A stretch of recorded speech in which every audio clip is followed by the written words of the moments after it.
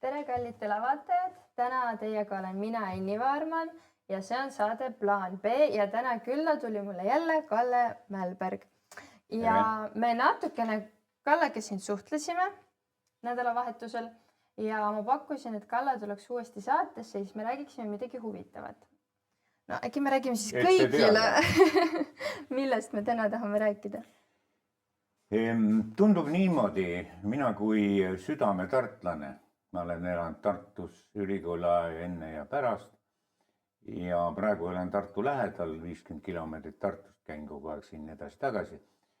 Ja mulle on Tartu südamelinn, erinevalt paljudest maailma linnadest, kus ma olen viibinud ja elanud. Nõnda siis. Mind natuke teeb kurvaks see, et Tartu ei ole suutnud aegade jooksul küllaldaselt ennast kehtestada nii ehituses, arhitektuuris kui ka mõtlen seda, et pealinna ehk siis tallinistliku võimu juures, all ja ümber. Ja mida ma sellega mõtlen seda, et kui ma olin koolipoiss, siis me käisime Werneri kohvikus mitmesuguste tuntud inimestega nagu Peeter Ilus ja kes oli professor Ilusa poeg, siis Hannes Varblane, Peep Ilmet ja sellised luuletajad, Johnny B ja see oli siis 65 aasta vast, nõukooli poisid. Ja seal istus üks vana mees Werneris tagalauas, tõmbas piipu ja tema nimi oli, mis ta nimi oli? Tartu linna arhitekt. Tartu linna arhitekt, kes oli olnud Tartu linna arhitekt juba Eesti ajal, Saksa ajal ja ka Vene ajal. Niimoodi. Ja tema nimi oli Arnold Matteus. Ja tema jälg Tartu eramutes ja majades on tänase päevani väga suur ja väga oluline. Ja me olime niivõrd väiksed poisid, 15-aastased, et me Matteusega ühte lauda ei sattunud, aga küll aga kõrval lauas istus vanamees ja rääkis sellest, kuidas Tartu, mis oli puruks pommitatud sõja ajal, 2 korda oli rinne siit üle läinud, Tartu oli hävitatud, kesklinn oli hävitatud, siis Arnold Matteus, kes oli olnud Eesti ajal, ta oli Karlsruhes õppinud arhitektuuri, koos Albert Speeriga, kes oli muide Hitleri ihuarhitekt.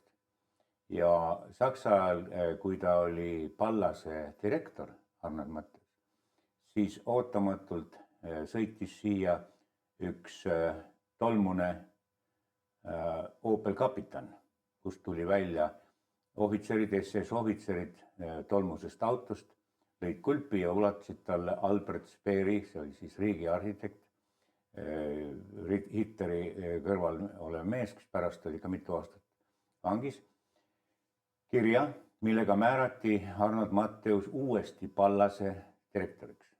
Pallas asus seal, kus on praegu Pallase hotelli kõrval on üks teine maja, seal keldrid on veel terved, muide keldrid on üldse terved.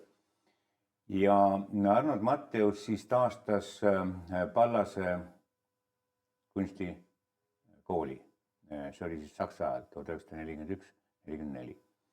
Ja nüüd kõigi imestuseks ja seletamatul põhjusel Arnold Matteus sai uuesti linnaarhitektist, kui Nõukogude võim tuli, venelased tulid sisse ja oli vaja kedagi meest, kes valdab arhitektuuri, kes on pädev, oskuslik, sümpaatne, saab kõigiga läbi.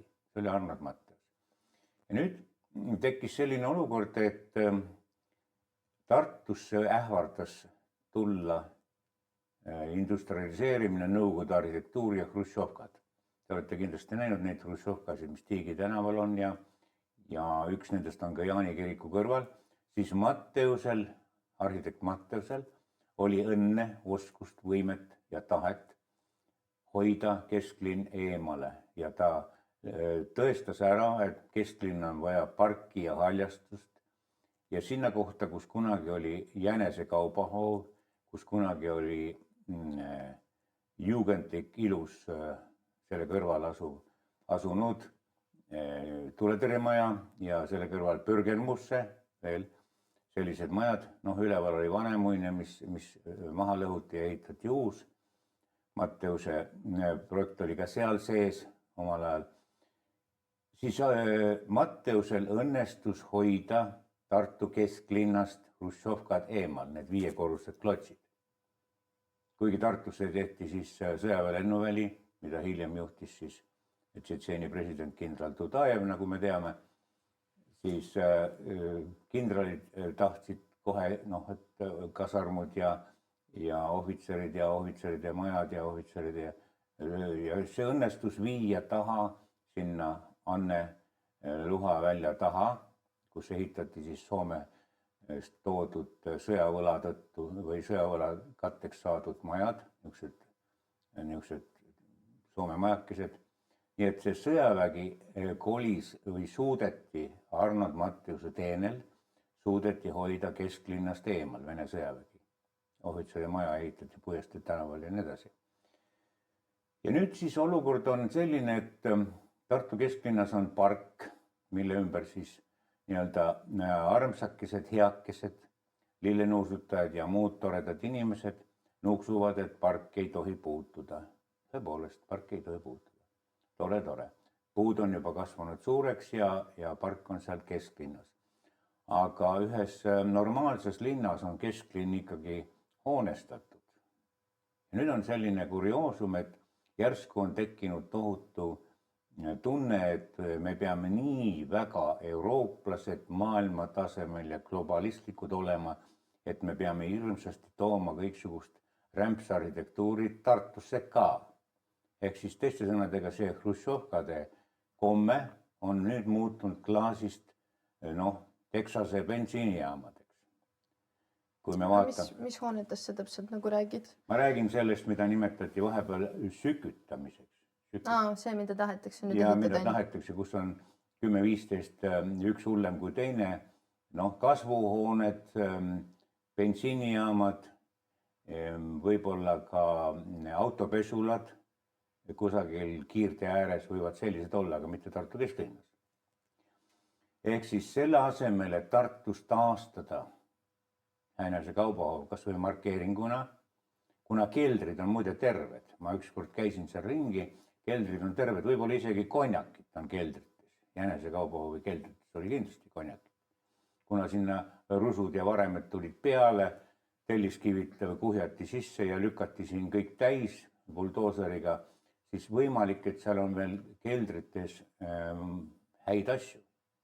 Ma ei tea, pole keldrites käinud, aga keldrit tuleks lahti kaevata ja taastada. Ja selle peale markeerida siis vähemalt need hooned, see Jänese kaubahoovi kolonnaad, mis oli Poe tänava nurgas, pluss siis, ta muidugi on teises kohas, sest et vahepeal on see maantee või see tänav laienenud.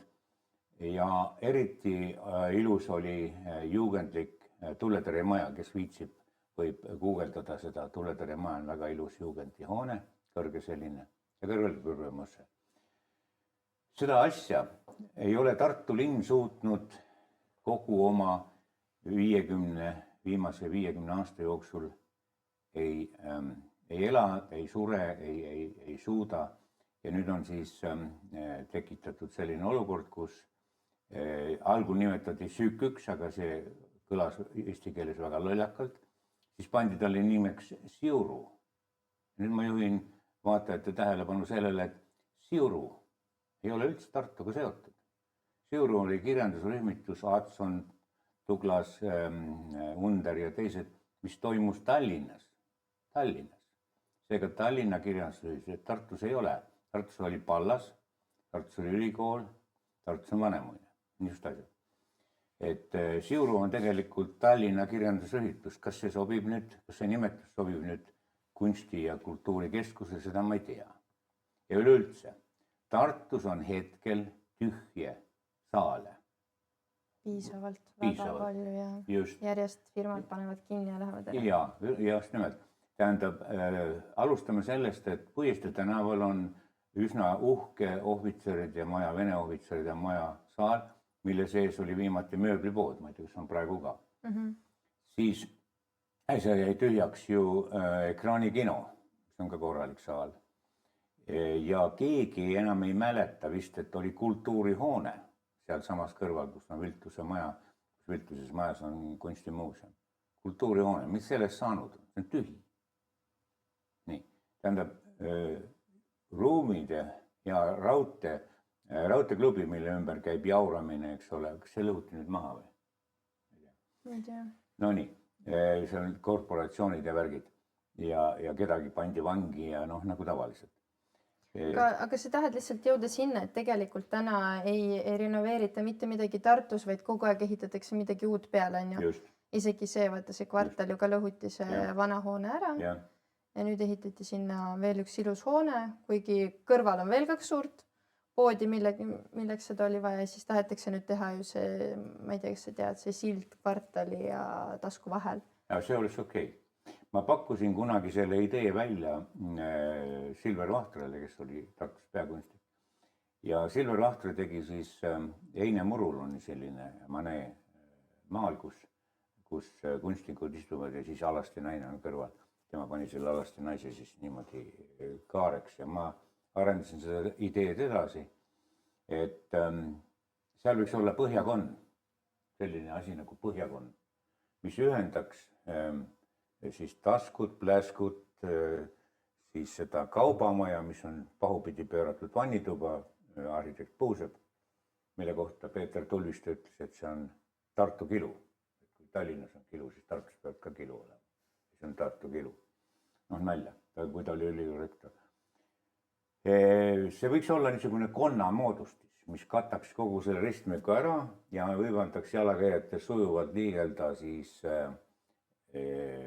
sellest kaubamaja moodi asjast, siis sellesse kvartalisse, siis turuhoonesse, üks käpp toetuks turuhoone juurde, teine käpp toetuks, käppapidi saab kõndida seest, toetaks siis selle pläsku, tasku ja selle kanti ja niimoodi. Ühesõnaga, jalakäijad liiguksid liikluse kohal ja selle võiks värvida punaseks või roheliseks ja see oleks põhjakonn. Põhjakonn on meie rahvuslik üks niisugune tüvitekst. Ma tahan väita veel seda, et Tartu on selles mõttes armetu, et kui Estonia taastati 50. aastatel enam-vähem algses mahus, siis Vanemuine lasti laguneda nii kaua, ma olin poisikesena, elasime siinsamas Näituse tänaval, jooksin nendes Jaani kiriku varemetes, meid hoiatati, et ära sinna mine, väike poiss 6-aastane, ja öeldi, et seal on inimlihavabrik, vorstivabrik varemetes. Tartus oli varemed. Ja selleks, et lapsed ei roniks sinna, siis hirmutati neid sellega, et seal keedetakse inimlihast vorsti. Ja Jaani kirik oli siis suitsunud niisugused tahmased palgid olid kokku lükatud sinna ja Vanemuisel lasti siis nii kaua mädaneda, kuni tuli ehitada uus, mis ei ole see arhitektuur enam. Ja nüüd ma väidan niisugust asja, et Tartus, kaasaegses Tartus, Eesti Vabariigi Tartus, on ainult usumehed suutnud midagi tõeliselt ennistada. 2 kirikut, eks. Ja see on ka eraisikud vist teinud. Ja see on eraisikute. Tähendab, linnavõim on täiesti võimetu midagi ennistama, midagi väärindama, midagi uuesti, kas andma uue sisu või mida taolist. Aetakse mingit soga mingisugustest rahvusvahelistest regulatsioonidest ja kutsutakse kokku, ma ei tea, keda üks ja siis arhitekte enam sellisel kujul ei esine, vaid esinevad ainult, mis asjad, arhikädid, arvutid, ühesõnaga praktiliselt tehisaru kätte on antud siis ehitamine. Ja nüüd on väike lootus on, et Tšehhi päritoluga Irsi Tintera on hetkel Tartu linnaarhitekt, kes on mõistlik inimene, ta oli varem Valgas ja ta saab nendest asjadest aru. Ta tegelikult saab asjadest aru.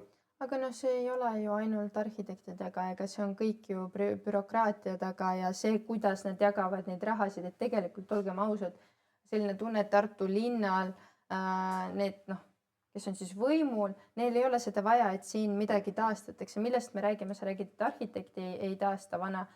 Meil on koolimajad jumala katkised. Neid ei suudeta lõpuni renoveerida. Kus on nagu igapäevaselt lapsed meil sees ja... Nüüd seal on veel niisugused veidrusi. Me Siuru mõttest või Siuru tähendusest rääkisime, aga Puškini nimeline vene kool, mis asub Riia tänaval ja see nimetati siis ühe ristisõdijate sabas jõlkuva munga justkui ühe väite järgi, ma jutun Liivimaa Hendriku kroonikast, jogen tagana. Ja nüüd, kui mõtelda, mis asi see jogen tagana on, esiteks ta ei ole lõuna-eesti keeles, peaks olema jõe takana või midagi säärast olema. Keeleliselt on see nadi ja teiseks, kui seda maakonda üldse olemas oli, siis see asus mitte Emajõe paremkaldal, vaid vasakul kaldal, kuskil Jõgeva poole, tänapäeva Jõgeva mõistes. Võiks ikka pikalt rääkida, mis asi see Jõgeva maa on, sellist asja pole olemas. See on Nõukogude Liidu marssali Matvei Zahharovi leiutis külma sõjaaegne evakuatsiooni raudteesõlmedesse koondada rajoonikeskused Põlvas, Jõgeval ja Raplas. Sellised maid ei ole olemas. Ja nüüd on küsimus selles, et praegu on see murdepunkt.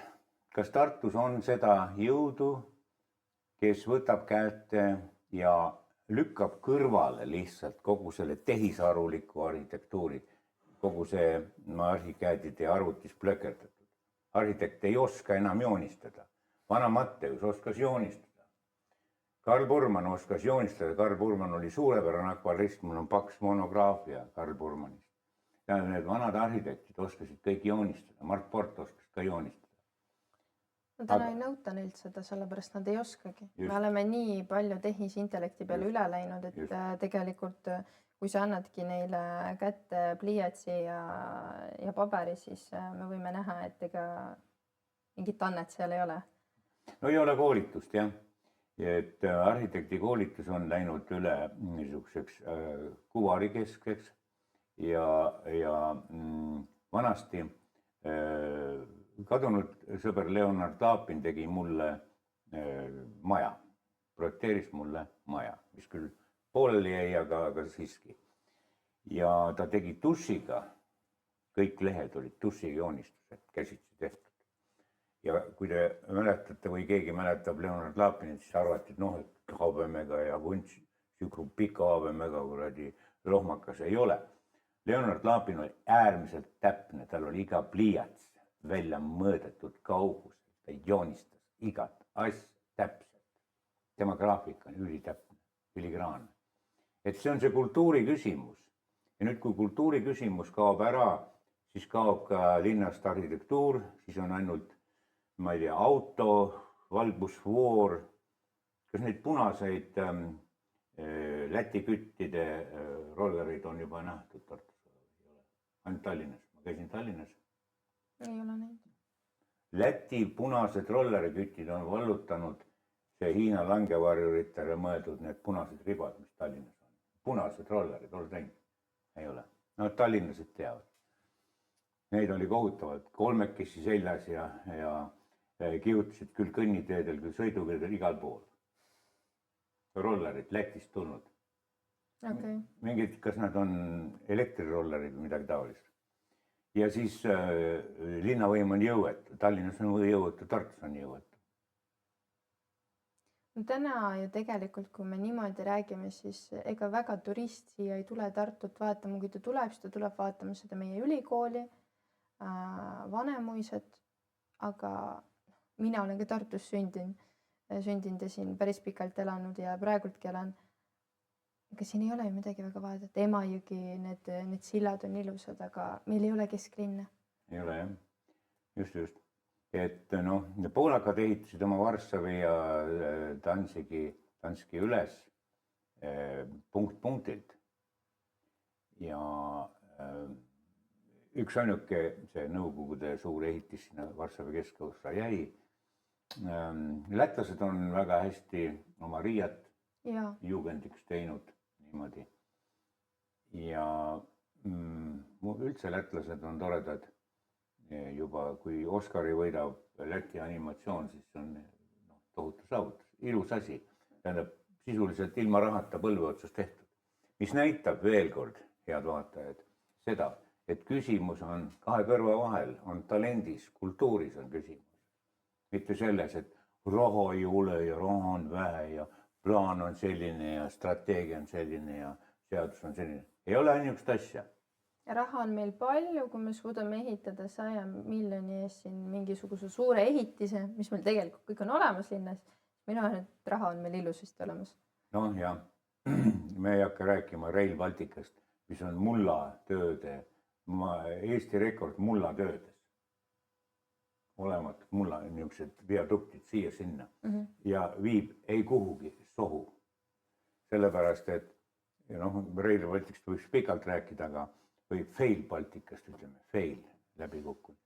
Et siis ei ole isegi mõelda, lätlased ei ole isegi kavandanud Sookuninga, siis seal on 2 looduskaitseala, üks ühel pool, teine teisel pool. Nigula looduskaitseala ja Läti poolel on samuti looduskaitseala. Isegi ei ole kavandanud sinna mitte mingisugust raudteed. Lätlased ei ole vaja seda. Eestlased võivad siin Rapla juures mulla hunnikuid kühveldada lolli peaga, hullumaja, nii. Ja unistada Rail Balticast, mis ju tegelikult peaks läbi Tartu sõitma. Nad panid isegi nüüd rongid käima, näitamaks seda, et läbi Tartu käib rong. Tartu kaudu, daamid ja härrad, Tartu kaudu sõidab rong Euroopasse. Seda on ammu tahetud teha. No see on kogu aeg, see on olemas kogu aeg. See oli juba Graf Paleni aegadest, kes Palmse Graf ja need Eestimaa Rüütelkond rajas, eks ole, raudtee Tapalt või tähendab Peterburist Haapsallu 1870 ja hiljem siis tuli lõuna Tartusse, siis Petserisse, siis Valka ja nii edasi. Et seal ei ole midagi muud kui rongid peale ja toimib, ongi teie Rail Baltica. Seal isegi võib tanke vedada peal, kannab küll.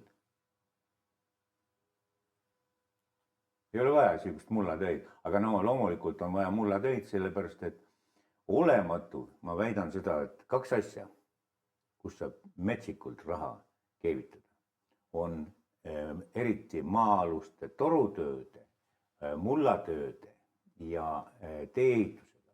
Kui te olete sattunud sõitma Pärnust lõuna poole, näiteks sinna Ikla poole, siis seal oli aastaid seisid järjest kallis tehnika niimoodi eest taga külgedel ja siis mulla hunnikud ja siis seda vaadati, autod tegid tiira-taara. Ükskord ma sõitsin Pärnust Tartusse, hakkasin sõitma sealt kaudu. Sõitsin mööda, sest et nende tiira-taarade vahel ei olnud võimalik aru saada, millal öösel keerata sinna Kilingi-Nõmme poole.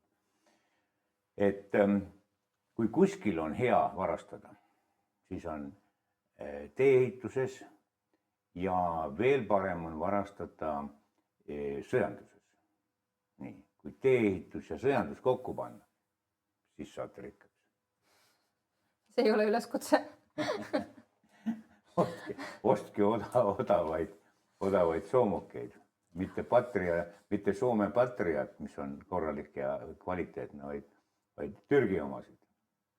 Aga kuidas sa arvad, mis see põhjus ikka võib veel olla selles, et see arhitektuur on Eestis Tartus selline, nagu ta on?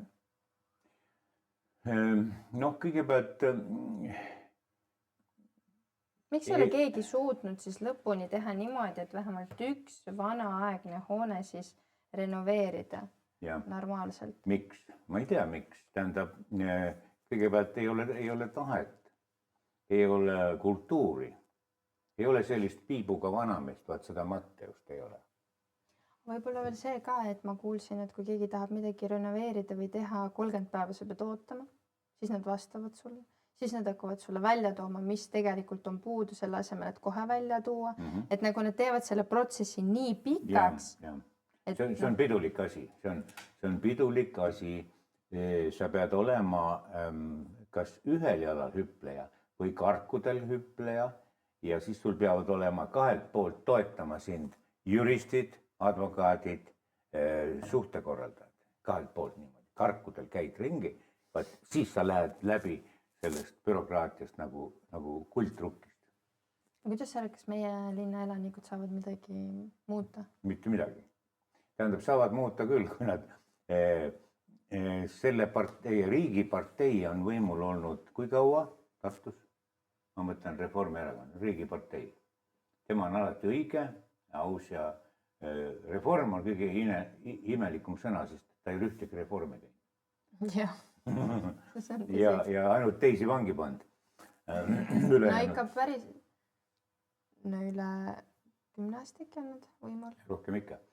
Kusjuures ma elan ise Räpina lähedal, ma olen Räpinas sündinud ka. Ja Räpina on andnud suure panuse Tartu arengusse, Tartu linna elusse. Nimelt, Räpina andis Tartule linnapea. Räpina poiss on Tartu linnapea. See on väga tore, aga nüüd peame ka midagi Tartus siis muutma. No vot, et võtke võim ja kas neid e-valimisi on Tartus? Jah.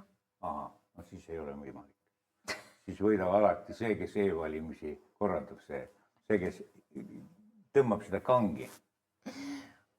Ei no oota, vaatame, äkki läheb seekord paremini. Äkki võidab keegi teine, aga tegelikult ka nagu mõelge selle peale, et tõesti, kui pikalt on reform olnud meil võimul ja ma ikka juhin tähelepanu sellele, et tõesti kahju on, et ei ole renoveeritud ühtegi vanahoonet, aga mina kui ema, minu jaoks on päris kahju vaadata, mis koolides käivad meie lapsed. Tegelikult see on nagu palju kohutavam. Kõik nii me hoiame oma lapsi ja meil on igasugused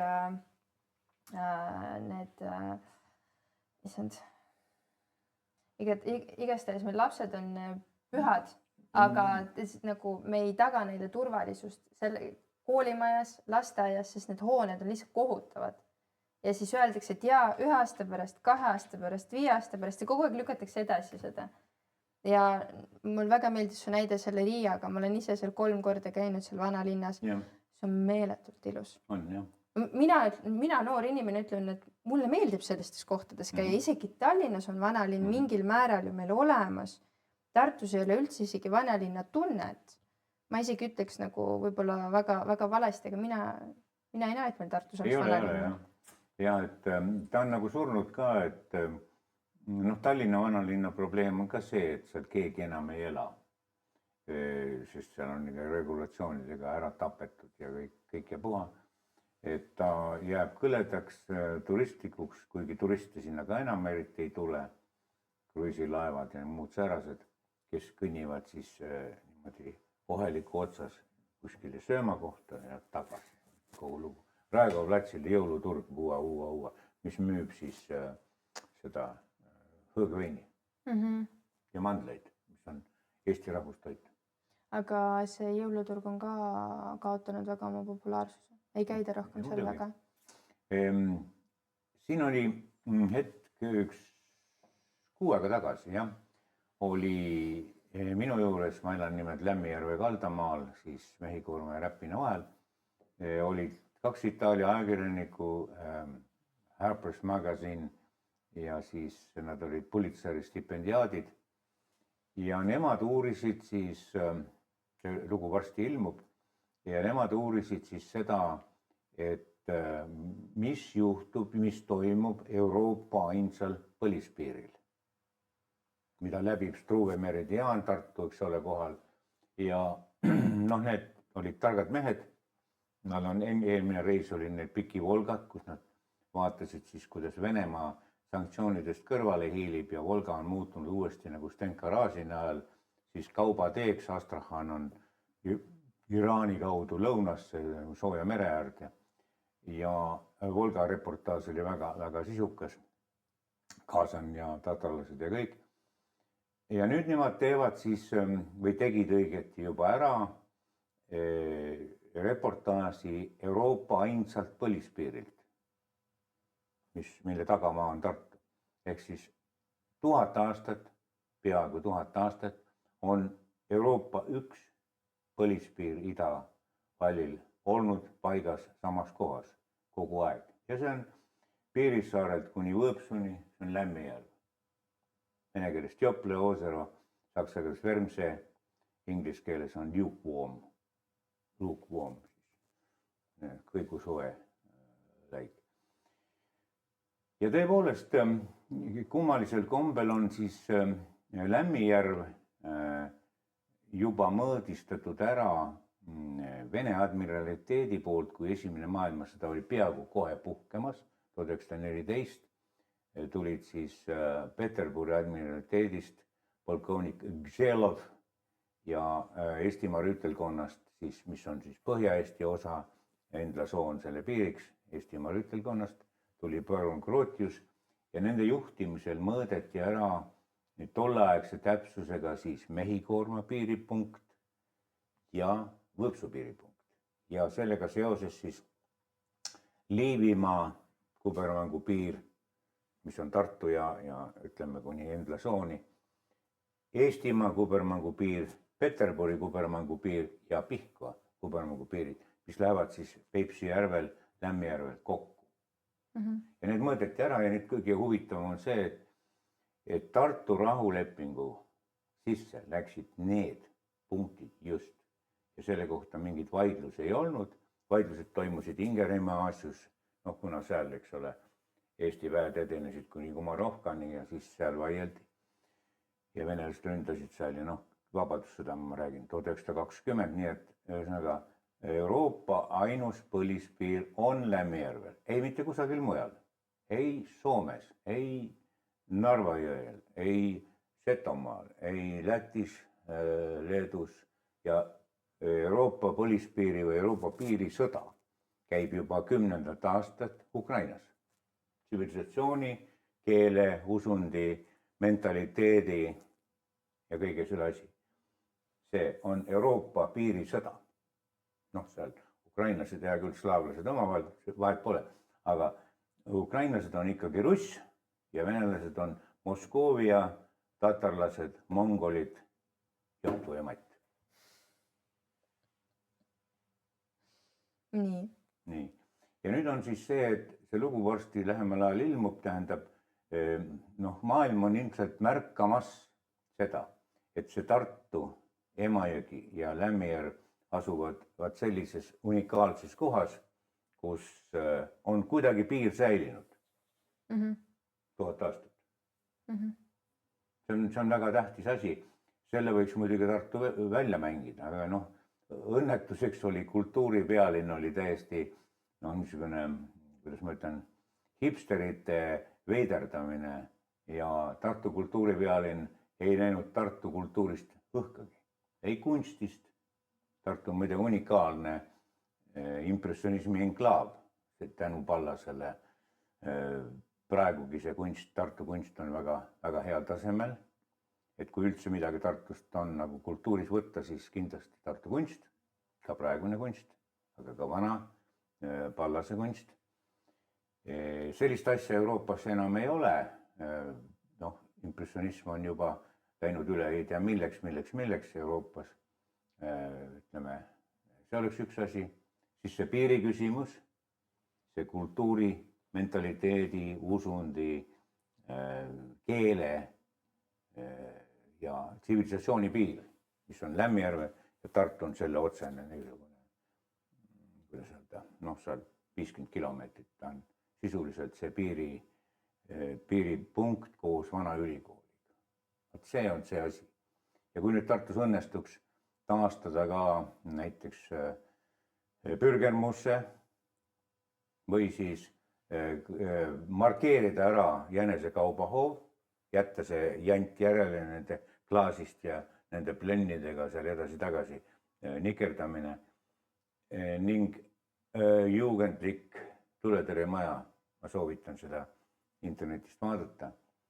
Et kui see saaks tehtud, siis peegeldus Emajõel oleks nagu kultuurne linna moodi asi. See oleks üks põhjus, miks tulla Tartusse. Jah.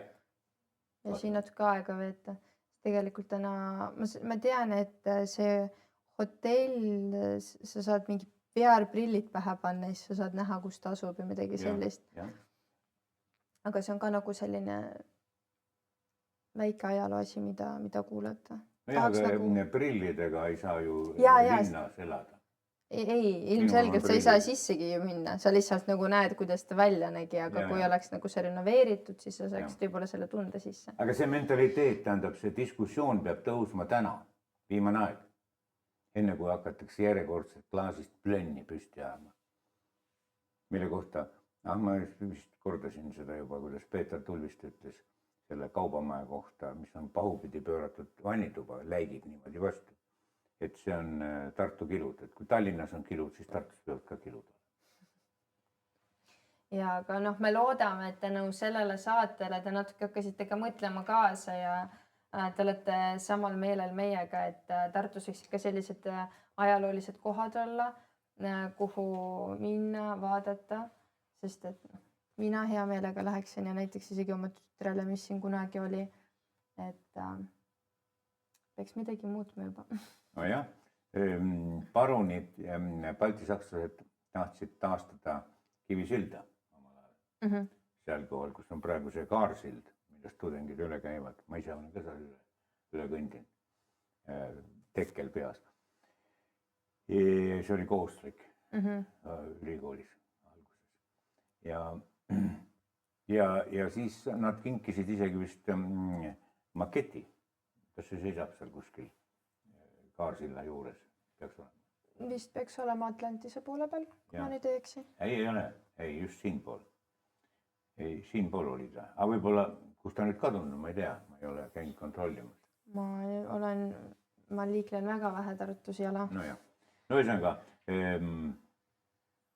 need parunid, kes praegu, parunite järeltulijad, kes elavad Saksamaal, siis Valdisse, tähendab Estlandis Ritterschaft on kõik arhiivid alles ja puha ja nemad siis tegid ettepaneku, et alustame Kivisillast, teeme Kivisilla. See jäi muidugi katki. Kusjuures Kivisillaga on huvitav lugu see, et alles äsja saeti maha viimane remmelgas Kivisilla, vana Kivisilla kõrval olev ülivana remmelgas, 300-aastane remmelgas. See on tead see putka, mis on, kas ta on Hesburger või? See on mingi kotleti või selline. Burgeri asi. Jah, burgeri asi. Vaat seal oli, selle all oli siis, sinna tahetud teha ja vist tehtigi niisugune armetu mingisugune läbikäik. Kõnnide läbikäik ja selleks siis võeti see ülivana remmelgas, mis mäletas veel Kivisilda ja mäletas ka selle Kivisilla õhkulasmist, kui nad seda õhku lasid. Ühelt poolt nagu tahetakse inimeste jaoks mugavamaks teha see linn, aga teiselt poolt see linn kaotab väga oma ilmet selle tõttu. Nojah, ta muutub tavaliseks Ameerika kuskil Kesklääne, Texase bensiinijaama. Nojah, tal ei ole oma nägu. Ei ole.